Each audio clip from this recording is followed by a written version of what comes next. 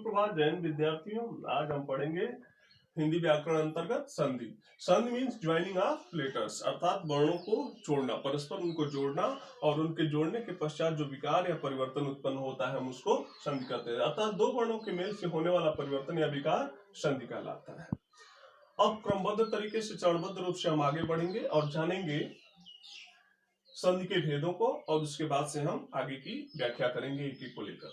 सबसे पहले हम बात करते हैं स्वर संधि की। पहला है स्वर संधि, जो वर्गीकरण किया गया है व्याकरण अंतर्गत, उसमें सबसे पहला है स्वर संधि। जैसा कि नाम से यह स्पष्ट है, स्वर संधि अर्थात जब स्वरों का स्वरों से मेल होता है और उनके मेल से जो विकार या परिवर्तन उत्पन्न होता है उसको हम स्वर संधि कहते हैं। अर्थात स्वरों के मेल से जो विकार या परिवर्तन उत्पन्न हो, स्वरों के मेल से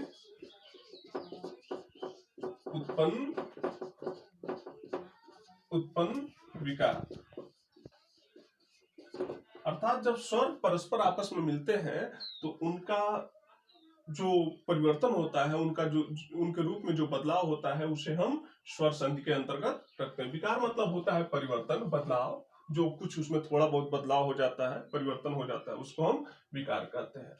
अब इस आधार पर, स्वर संधि के आधार पर इसके 5 भेद किए गए हैं। तो हम सबसे पहले इसका पहला भेद लेते हैं। सबसे पहला भेद है इसका, वह है दीर्घ संधि। दीर्घ संधि इसका सबसे पहला भेद होता है दीर्घ संधि। पिछली कक्षाओं में आपने पढ़ा भी है। चलिए तो दीर्घ संधि के बारे में जानते हैं। दीर्घ का मतलब होता है बड़ा, दीर्घ का अर्थ ही होता है बड़ा, दीर्घ का अर्थ होता है बड़ा। आपने सुना भी होगा, ह्रस्व मतलब छोटा और दीर्घ मतलब बड़ा। लघु भी इसको कहते हैं, ह्रस्व को लघु कहते हैं और इसको तो दीर्घ कहते ही हैं। दीर्घ मतलब बड़ा और इसको गुरु कहते हैं। तो जब स्वर परस्पर मिलते हैं और दोनों के मिलने के पश्चात जब हमेशा बड़ा ही होता है तो वहां पे दीर्घ संधि होता है। अर्थात अब हम उदाहरण के माध्यम से समझेंगे। जैसे एक उदाहरण लेते हैं, एक शब्द लेते हैं परम। यहाँ पे एक शब्द मैं लिख रहा हूं, परम धन अर्थ। परम धन अर्थ। अब आप सोचेंगे कि आखिर में परिवर्तन होता कैसे है। तो परम धन अर्थ, यहाँ पे हम दो शब्द देख रहे हैं और दोनों को खंड खंड, परमार्थ का एक खंड किया हुआ है। परम धन अर्थ, ये परम में का म और अर्थ में का, बस हमको इसी की आवश्यकता होती है जब हम संधि करते हैं। अर्थात प्रथम पद, यह है प्रथम पद, इसको हम कहते हैं प्रथम पद। प्रथम पद या पूर्व पद दोनों कह सकते हैं, प्रथम पद या पूर्व पद। और इसको हम कहते हैं उत्तर पद। उत्तर मतलब होता है बाद का पद। बस एक पूर्व पद है या प्रथम पद है और यह उत्तर पद अर्थात बाद का पद है। पद मतलब यहाँ पे शब्द, एक प्रथम और यह उत्तर। प्रथम या पूर्व पद का अंतिम वर्ण और उत्तर पद का पहला वर्ण, हमको इन्हीं दोनों से मतलब है। हमको इन्हीं दोनों से मतलब है, म और अ। अब आप देखिए कि पूर्व पद का अंतिम वर्ण म है, तो म में चूंकि म क्या है, म वैसे देखा जाए तो व्यंजन है, लेकिन हम इसमें से स्वर ढूंढते हैं क्योंकि व्यंजन वही होते हैं बिना स्वर की सहायता से वो बोले नहीं जाते। प्रत्येक व्यंजन में स्वर छुपा होता है, जिसमें स्वर नहीं होता है वह स्वर रहित व्यंजन कहलाते हैं। तो यहाँ पे हम देख रहे हैं कि म में स्वर छुपा हुआ है क्योंकि इसके नीचे कोई हलंत नहीं है। तो म परम, परम, म में अ छुपा हुआ है, तो म में का अ, म में का अ। इस म में का हम जो है कि स्वर निकाल लेंगे तो क्या है, म अ से अकारांत है, अ से अंत हो रहा है, तो म में का अ और अर्थ यहाँ पे स्वर दिया ही हुआ है और अर्थ में का अ। अर्थ में का दोनों मिले आ, अ धन अ बराबर आ। यहाँ पे दीर्घ हो गया, अर्थात अ क्या होता है, ह्रस्व होता है, छोटा होता है।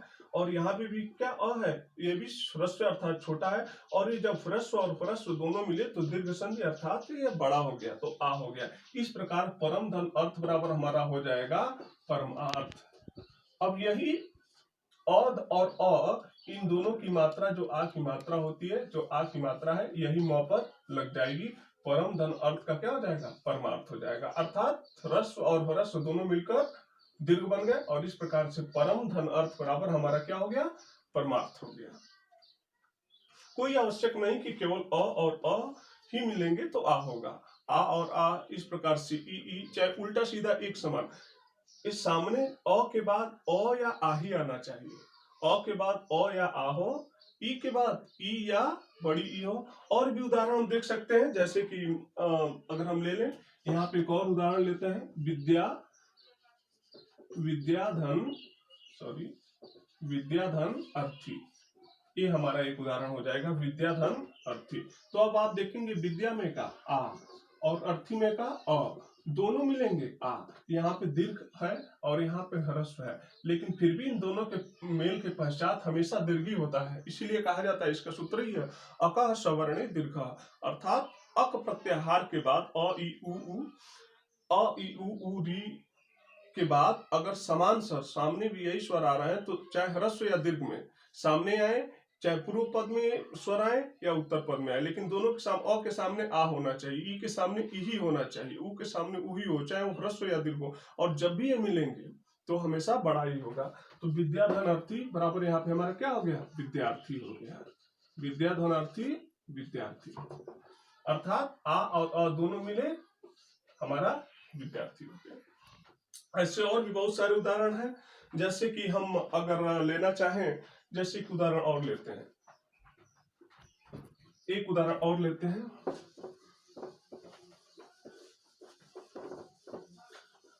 संधि में पूर्व पद और उत्तर पद, इन्हीं का विशेष ध्यान रखना होता है। और अभी चूंकि हम दीर्घ संधि पढ़ रहे हैं, तो अगर दीर्घ संधि के उदाहरणों की हम बात कर लें, ताकि आप उदाहरण के माध्यम से हम अच्छे से समझ पाते हैं, इसलिए मैं उदाहरण ही आपको ज्यादातर दे रहा हूं। और यह टिकाऊ होता है जो उदाहरण के माध्यम से हम समझते हैं। अब हम यहाँ पे ले लें और देखें उदाहरण आप, सूर्य धन अस्त, सूर्य धन अस्त। अब सूर्य में क्या आ रहा है, सूर्य अ, सूर्य य में का अ, य में का अ, सूर्य में का य में का अ, और यहाँ पे अस्त ही है, अस्त का अ, दोनों मिले आ।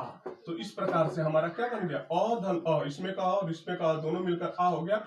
इस प्रकार हमारा यहाँ बन जाएगा सूर्यास्त। सूर्यास्त। परम धन अर्थ, परम धन अर्थ, परम में का अ और अर्थ में का अ, दोनों मिले आ। इस प्रकार से हमारा बन गया परमार्थ। इस प्रकार से हमें मिला परमार्थ, परम में का अ और अर्थ में का परमार्थ। अब आप इसके अलावा छोटी या बड़ी के उदाहरण ले सकते हैं। छोटी या बड़ी के उदाहरण अगर हम लें, तो उसमें भी हमेशा बड़ा ही होगा। जैसे अगर हम छोटी के उदाहरण की बात करें, कविंद्र, कवि धन इंद्र, कवि धन इंद्र, कवि में का छोटी और यहाँ इंद्र में भी आप देख रहे हैं छोटी। अब ये दोनों मिलेंगे तो बड़ी होंगे। इस प्रकार से इसमें का छोटी और इंद्र में का छोटी दोनों मिलेंगे बड़ी, तो इस प्रकार क्या हो जाएगा, कविंद्र। अब यहाँ पे देखिए कि कवि का जो मात्रा था छोटी की, यहाँ पे मेल के पश्चात ये बड़ा हो जाएगा, कविंद्र हो जाएगा, और ये अंक की मात्रा यहाँ पे आ जाएगी कविंद्र। उसी प्रकार से रवि धन इंद्र हो गया, रवि धन इंद्र। तो रवि में का छोटी और इंद्र में का छोटी दोनों मिले बड़ी, तो रविंद्र, रविंद्र। इसी प्रकार से ये रविंद्र हो गया। तो ये ई का हो गया।